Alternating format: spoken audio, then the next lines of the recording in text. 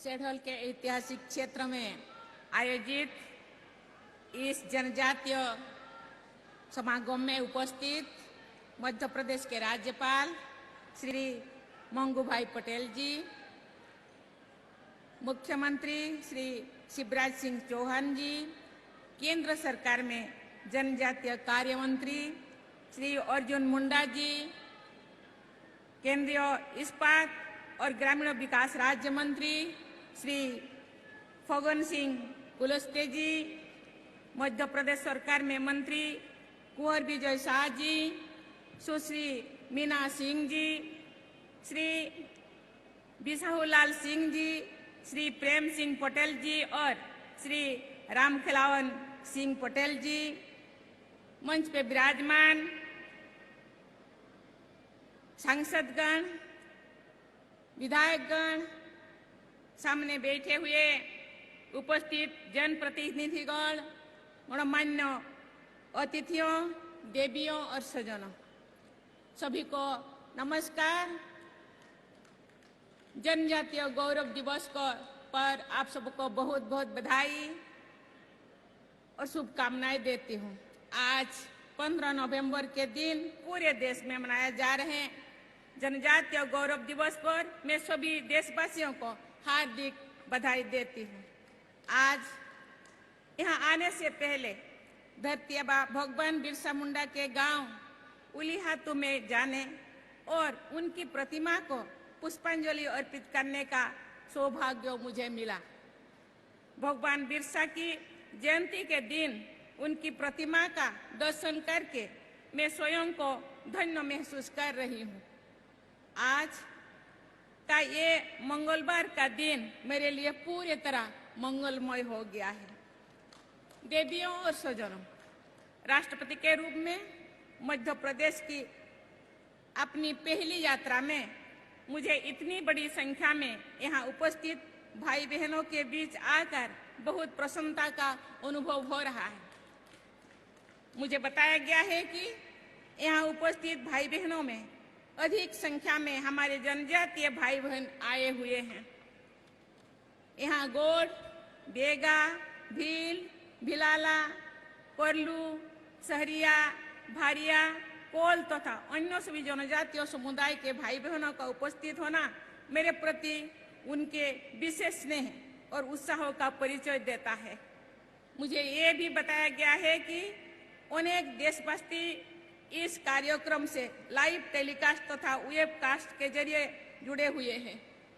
इस समागम के साथ इतनी व्यापक स्तर पर लोगों को जोड़ना एक उपयोगी पहल है। इसीलिए मैं राज्य के राज्यपाल मंगू भाई पटेल जी एवं मुख्यमंत्री श्रद्धेय शिवराज सिंह पटेल जी को मैं चौहान को मैं बहुत बहुत धन्यवाद देती हूँ, बधाई देती हूँ।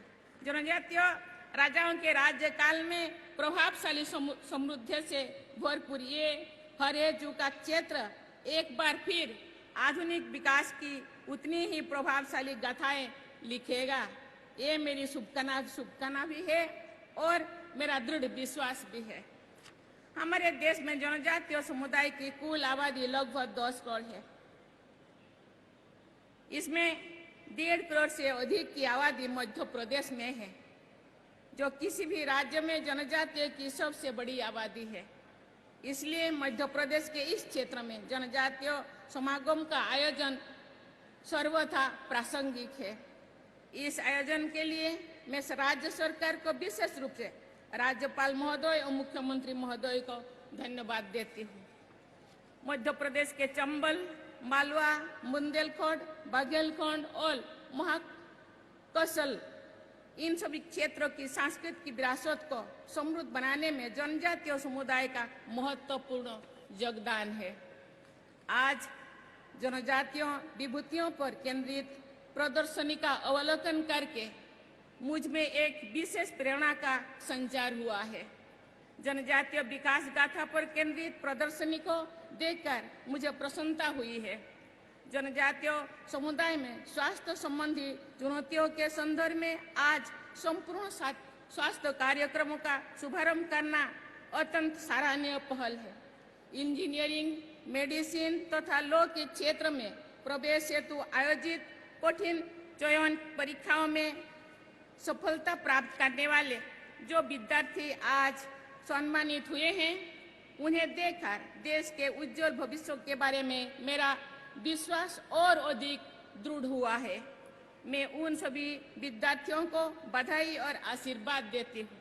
भगवान बिरसा मुंडा स्वरोजगार योजना तथा टंट्या मामा आर्थिक कल्याण योजना जैसे प्रकल्पों से जनजातीय समाज के लोगों की प्रगति को शक्ति मिलेगी। मैं आज स्वीकृति पत्र प्राप्त करने वाले जनजातीय भाई बहन को बहुत बहुत बधाई देती हूँ। आज महिला उद्यमियों का सम्मान किया गया, मैं इसकी सराहना करती हूँ।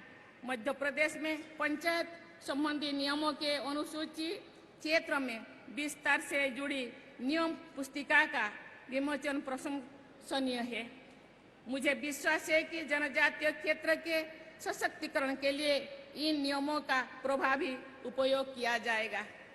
समाज के वंचित वर्गों के सशक्तिकरण के इन प्रयासों के लिए मैं राज्यपाल श्री मंगूभाई पटेल जी, मुख्यमंत्री श्री शिवराज सिंह चौहान जी तथा राज्य सरकार की पूरी टीम को बहुत बहुत साधुवाद देती हूँ। राष्ट्रीय स्तर पर चलाए जा रहे विकास तथा कल्याण कार्य के लिए केंद्र सरकार में जनजातीय कार्य मंत्री श्री अर्जुन मुंडा जी की भी मैं सराहना करती हूँ। मैं मानती हूँ कि आदिवासी समाज का विकास पूरे देश के विकास से जुड़ा हुआ है। इसीलिए आज जिन प्रकल्पों का आरंभ किया गया है वो सभी राष्ट्रीय महत्व के हैं। देवियों और सज्जनों, मध्य प्रदेश के भी एक सपूत है अखिल भारतीय स्तर पर जनजातीय समाज के कल्याण के लिए ऐतिहासिक योगदान दिया है।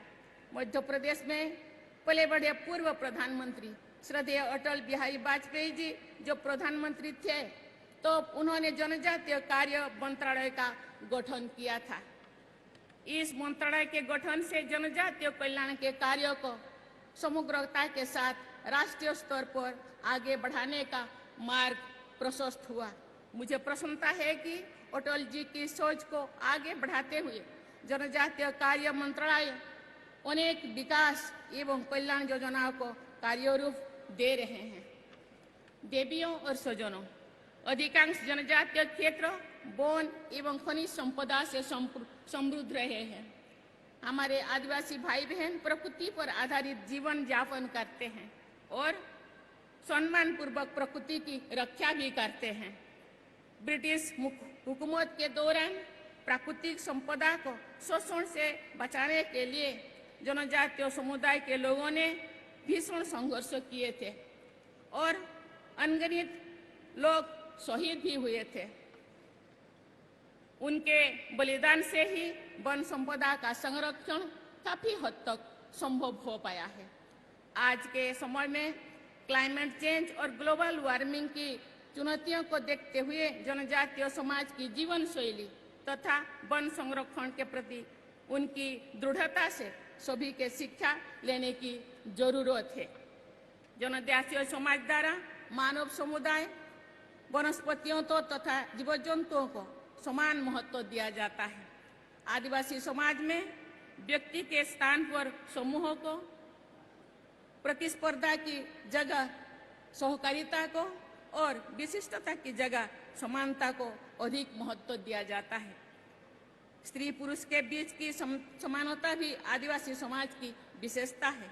जनजातीय समाज में जेंडर रेशियो सामान्य आबादी की तुलना में बेहतर है। जनजातीय समाज की ये विशेषताएं सभी देशवासियों के लिए अनुकरणीय है। देवियों और सज्जनों, न्याय के हित में सर्वस्व बलिदान करने की भावना जनजातीय समाज की विशेषता रही है। रानी दुर्गावती ने 16वीं सदी में अपने प्राणों की आहुति देते हुए आत्मगौरव की रक्षा की थी।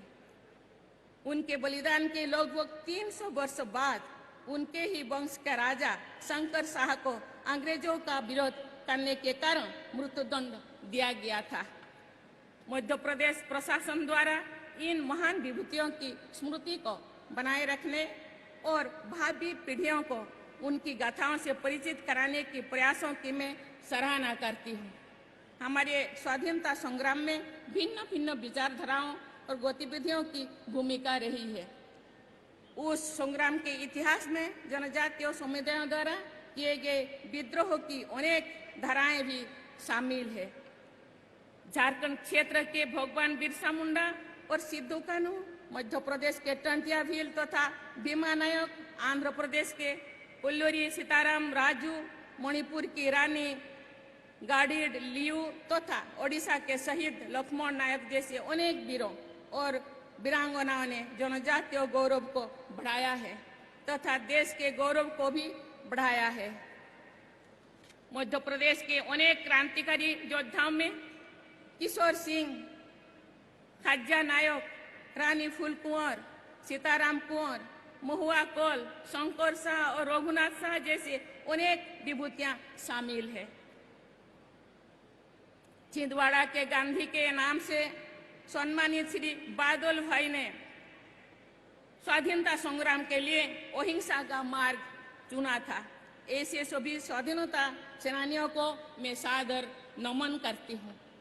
देवियों और स्वजनों, इस क्षेत्र में रहने वाले बेगा समुदाय के लोग जड़ी बूटियां तथा परंपरागत चिकित्सा के बारे में अद्भुत जानकारी रखते हैं। बेगा समुदाय के चिकित्सकों के द्वारा असाध्य रोगों का उपचार करने का विवरण प्राय सुनने में आता है। बेगा भाई बहनों का ये परंपरागत ज्ञान एक अनमोल विरासत है जो हम सभी के लिए बहुत उपयोगी भी है। इस ज्ञान को व्यक्तिगत रूप से लिपिबद्ध करना, इसका प्रचार प्रसार करना तथा विज्ञान सम्मत उपचार का जनहित में अधिक से अधिक उपयोग करना लाभदायक सिद्ध होगा। इसी वर्ष सितंबर में आयोजित 68वें राष्ट्रीय फिल्म पुरस्कार समारोह में मुझे मध्य प्रदेश पुरस्कार सरकार द्वारा बेगा समुदाय के जीवन और सांस्कृतिक परंपरा के विषय पर निर्मित फिल्म माडोल के बोल का पुरस्कार प्रदान करने का अवसर मिला था। ऐसे कलात्मक प्रयासों से लोगों में जनजातीय समाज के प्रति संवेदनशीलता बढ़ती है। एक खुशी की बात है कि पिछले कुछ वर्षों में केंद्र सरकार और राज्य सरकार ने जनजातीय समुदाय के विकास के लिए विशेष कदम उठाया है। समग्र राष्ट्रीय विकास और जनजातीय समुदाय का विकास एक दूसरे से जुड़े हुए हैं। इसलिए ऐसे अनेक प्रयास किए जा रहे हैं जिनसे जनजातीय समुदाय की अस्मिता बनी रहे, उनमें आत्मगौरव का भाव बढ़े और साथ ही ये आधुनिक विकास से लाभान्वित भी है। समर्था के साथ जनजातीय विकास की यही मूल भावना सबके लिए लाभदायक है। पिछले कुछ वर्षों में जनजातीय समुदाय के प्रभावशाली लोगों द्वारा पर्यावरण संरक्षण, समाज सुधार, लोक कला, लोक संस्कृति, लोक साहित्य, खेल कूद तथा अन्य क्षेत्रों में प्रभावशाली योगदान के लिए उन्हें देश के सर्वोच्च नागरिक पुरस्कारों यानी पद्म पुरस्कारों में सम्मानित किया जा रहा है। इससे जनजातीय भाई बहनों के आत्मविश्वास, आत्मगौरव में वृद्धि हो रही है तथा सभी देशवासी उनके योगदान से परिचित और प्रभावित भी हो रहे हैं। देवियों और स्वजनों, शिक्षा और जागरूकता ही किसी भी समुदाय के विकास का सबसे प्रभावी माध्यम होते हैं। अच्छी स्कूली शिक्षा के आधार पर ही अच्छी उच्च शिक्षा संभव हो पाती है। मुझे ये देखकर प्रसन्नता होती है कि जनजातीय समुदाय के बच्चों के लिए स्थापित किए गए एकलव्य विद्यालय की संख्या में लगातार वृद्धि हो रही है तथा उन विद्यालयों में आधुनिक सुविधाएं भी प्रदान की जा रही है। मुझे पूरा विश्वास है कि ऐसे अच्छी विद्यालयों से शिक्षा प्राप्त करके निकलने वाले जनजातीय समुदाय के बच्चे देश के विकास में अपना महत्वपूर्ण योगदान देंगे। वर्ष 2047 जब हमारे देशवासी स्वाधीनता की शताब्दी मनाएंगे तो आज के हमारे विद्यार्थी एक विकसित भारत के नागरिक के रूप में आत्मगौरव का अनुभव करेंगे। मैं एक बार फिर जनजातीय समागम में उपस्थित आप सभी भाइयों और बहनों को तथा सभी देशवासियों को जनजातीय गौरव दिवस की बहुत बहुत बधाई देती हूँ। धन्यवाद। जय हिंद, जय भारत, जय मध्य प्रदेश। बहुत बहुत धन्यवाद माननीय राष्ट्रपति श्रीमती द्रौपदी मुर्मू जी और मंच पर मौजूद माननीय राज्यपाल